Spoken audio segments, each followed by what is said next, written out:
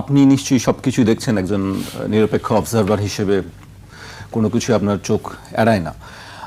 আপনি কি মনে করছেন আসলে এই পরিস্থিতিতে নতুন রাজনীতিকের কথা বলছিলেন, যে ডানপন্থার রাজনীতির উত্থানের কথা বলছিলেন, এনসিপির অবস্থান কথা বলছিলেন, আপনি কিভাবে দেখছেন আসলে বিকল্প শক্তি বা তৃতীয় শক্তির উত্থান কত দূর, বা আসলে আদৌ কি সম্ভব কিনা?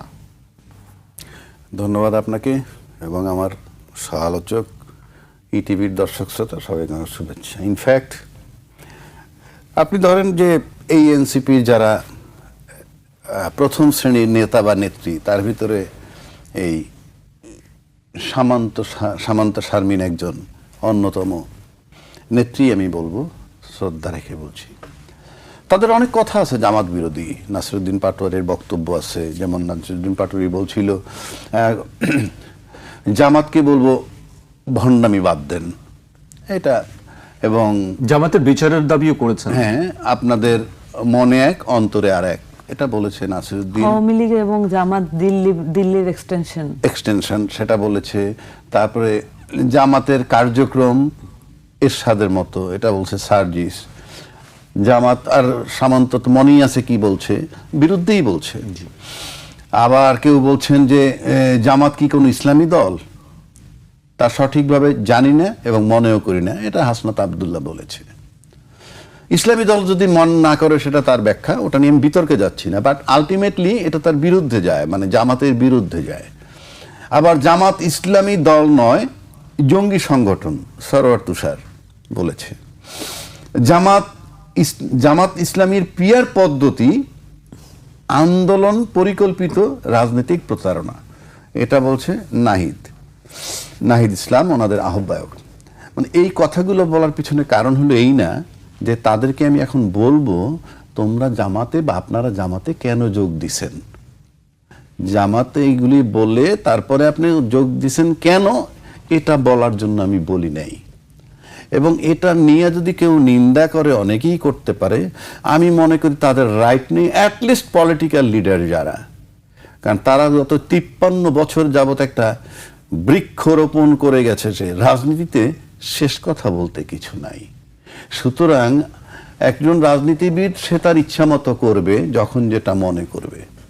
পাশাপাশি জামাতকে যদি আমি রাজাকার হিসেবে চিহ্নিত করি, যদিও আমি সম্প্রতিকালে 53 বছরের ইতিহাস, বিশেষ করে এরশাদ পতন থেকে শুরু করলে আজকে পর্যন্ত বাংলাদেশে কোনো রাজনৈতিক দলের দ্বিদলীয় রাজনীতি আমরা যেটা দেখে আসছি, কারো কোনো রাইটই নাই জামাতকে রাজাকার বলার। এই কারণে বলার রাইট নেই, আমি জামাত রাজাকার কি রাজাকার না, আবার যদি রাজাকার বলেন তাহলে তাদের বিচারও করছে, কিন্তু আমি রাইট নেই বলি কোন অর্থে? আপনারা তাদেরকে নিয়ে আন্দোলন করেছেন, আপনারা তাদেরকে নিয়ে মন্ত্রী বানিয়েছেন, তারপর আপনি কেন এটা বলবেন? সাইলেন্ট থাকা উত্তম। এখন আসেন, আপনি এনসিপির এরা জামায়াত কখনো বন্ধু হয়ে যায়, কখনো শত্রু হয়ে যায়, এটা কেন? মানে যার যখন প্রয়োজন। এটার কারণ হচ্ছে রাজনৈতিক আদর্শ যদি আপনার না থাকে, আপনার শুধুই ক্ষমতায় যেতে হবে, আর শুধুই ক্ষমতায় যাওয়ার মানেটাই হচ্ছে অন্যভাবে লাভজনক।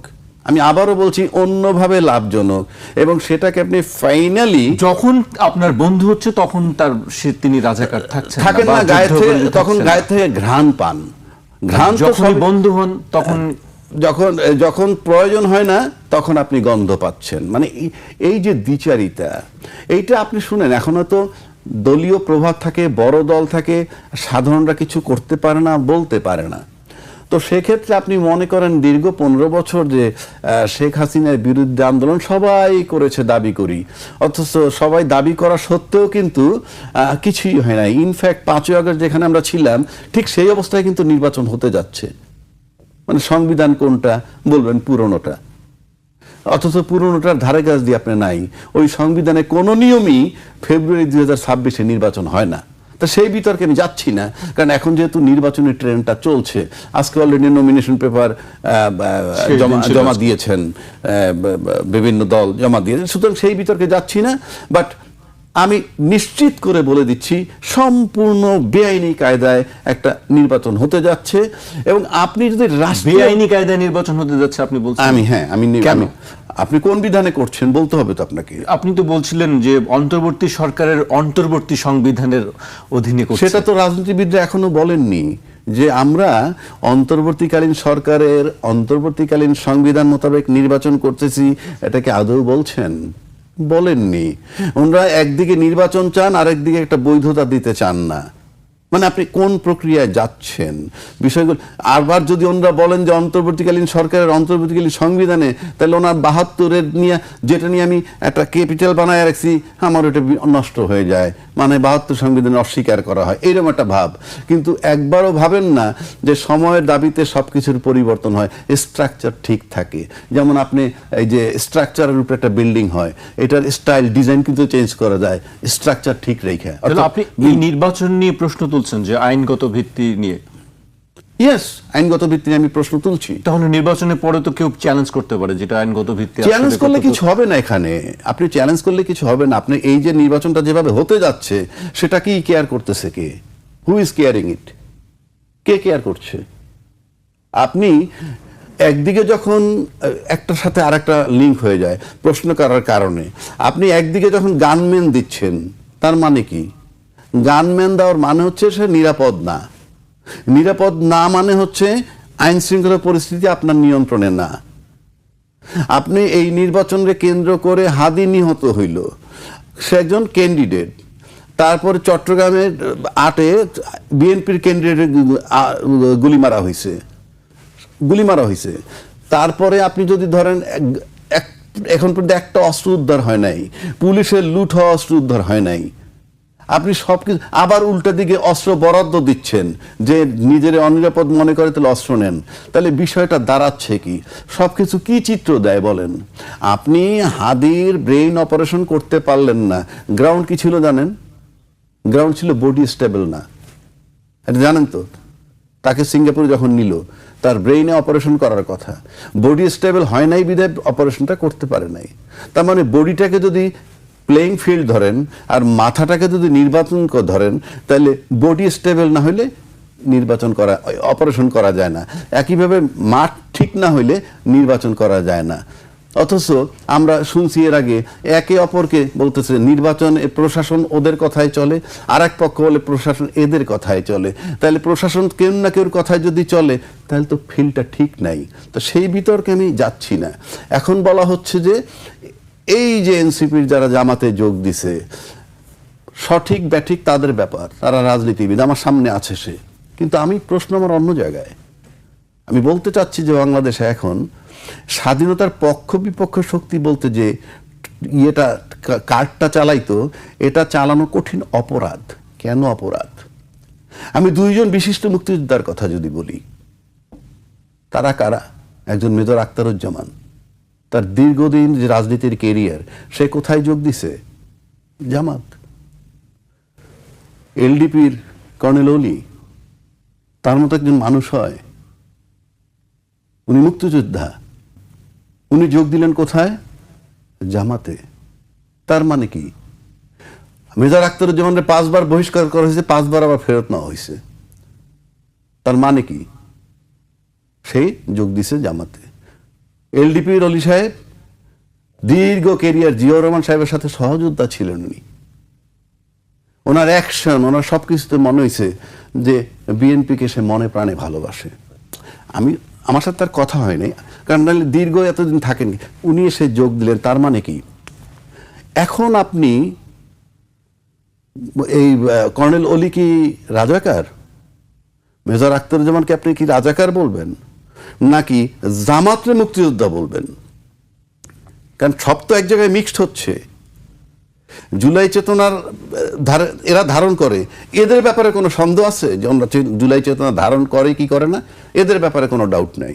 আমি করি কি করি না আমার ডাউট থাকতে পারে আপনার, এদের ব্যাপারে ডাউট নাই। তাহলে জুলাই চেতনা যারা ধারণ করে, কারা সবচেয়ে বেশি এই জুলাই চেতনার বিরোধী? তারা হলো আওয়ামী লীগ। কারণ এই জুলাই চেতনার নামে তাদেরকে সরায় দেওয়া হয়েছে। সেই আওয়ামী লীগও কিন্তু, আওয়ামী লীগের অনেক লোক নেতাকর্মী কিন্তু কোনো না কোনো দলে যোগ দিচ্ছে আমরা জানি। তো আপনি যে দলে আওয়ামী লীগের ঠাঁই হবে সেই দলে তো এনসিপির লোকের ঠাঁই হওয়ার কথা না। সেই বিতর্কে আমি যাচ্ছি না। বিতর্কটা হইলে জামাতকে আমরা এখন কি বলবো? আওয়ামী লীগের ঠাঁই আসলে কোথায় নেই, কোন দলে আপনি দেখছেন বা দেখছেন না? নাই কোন দল, সেটার আরেকটা প্রশ্ন। আপনি যেমন ধরেন এই যে জুলাই অভ্যুত্থানটা হইল, সেখানে নাকি ছাত্রলীগেরও কিছু লোক অথবা জামাত শিবিরের কিছু লোক ছাত্রলীগ পরিচয়ে লুকিয়েছিল, আবার ছাত্রলীগ পরিচয় লুকিয়েছে, আবার ছাত্রলীগেরও কিছু শিবির পরিচয় লুকিয়েছিল যারা এই আন্দোলনগুলো করেছে। সময়ের ব্যবধানে বিষয়টা প্রমাণিত হয়েছে বা ওপেন হয়েছে। আমার বক্তব্যটা হইলো এখন বাংলাদেশে এখন আপনি কাকে স্বাধীনতার পক্ষের বলবেন, কাকে স্বাধীনতার বিপক্ষের বলবেন? আর স্বাধীনতা যদি আপনি ধরেন 71 সালকে, আমরা কিন্তু সবাই পরিষ্কার একটা কথা বলতে চাই, 71-এর পরের এক্সটেনশন হলো 24। কারণ 71 সালের স্বাধীনতা যুদ্ধের পর থেকে বাংলাদেশ কখনো স্টেবল হয় নাই পলিটিক্যালি, রাজনৈতিকভাবে, বরং দমায়ে রাখা হয়েছে, সবসময় দমায়ে রাখছে। যে যখন ক্ষমতায় ছিলেন তার বিরুদ্ধে যাওয়া যাবে না, বক্তব্যে যাওয়া যাবে না। ফাইনালি যিনি টানা 14-15 বছর দমায়ে রাখলেন, সেখানে একটা বিস্ফোরণ হইল। সেই বিস্ফোরণ মানে কিন্তু এই না যে এটা নতুন কোনো চেতনার কথা বলছি। ওই যে 71 সালের পর থেকে যেভাবে রোলিং করে আসছিল, সেটা বিতাড়িত হওয়া প্রয়োজন ছিল এবং সবাই সেই বিতরণটা চাচ্ছিলেনও। এবং ইন্টারেস্টিং ব্যাপার হলো, যারা এই বিতরণটা করলো, এই বাংলাদেশে 3টা দলের কথা বলি, আমি নাম বলবো না, সবাই বুঝে নেবেন, আপনি আমাকে সেকেন্ড কোশ্চেন করেন না। বাংলাদেশে একটা দল আছে নেতা এবং কর্মী নির্ভর, নেতা কর্মী নির্ভর, আর একটা দলের সমর্থক নির্ভর, আর একটা হলো ক্যাডার নির্ভর। এই সমর্থক নির্ভর যে দল, তাদের কিন্তু সমর্থক আছে, নেতা কর্মী ওই রেটে নাই।